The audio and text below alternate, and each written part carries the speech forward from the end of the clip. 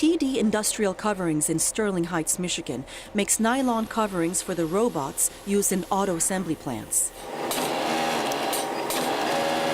But when the three major American automakers nearly went bankrupt in 2008, President Mark D'Andretta had to lay off more than 75% of his workers. After that experience, I never want to go through that again. So we decided to take what it is we do really well and try to map it outside of the automotive industry, which, as a cut and sew shop, led us to apparel.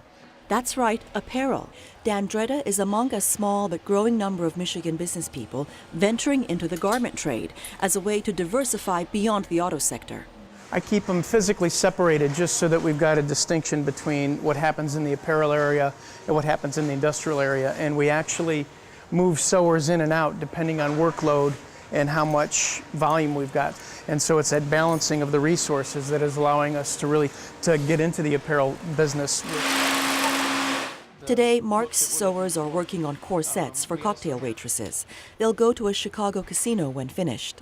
And so here you can see, we've got boning sewn inside so that it stays upright.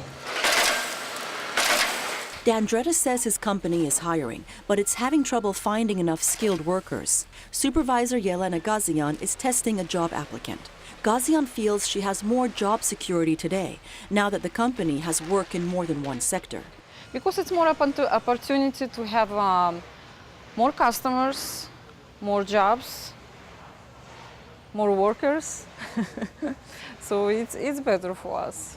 And better for Michigan. Very good. That's what I want to hear. Eleanor Fush is an economic development planner and helped launch the Michigan Garment Industry Council in 2011.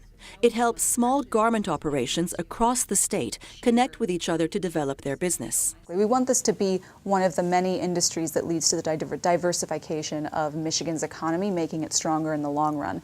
Those that are involved, they see that it's not the answer, but it is part of the answer for the state as a whole. Michigan clothing designer Bonnie Foley thinks apparel manufacturing could one day provide more jobs in Michigan than many of its other non-automotive industries. We have the music industry, Motown, but that really doesn't bring jobs to anyone.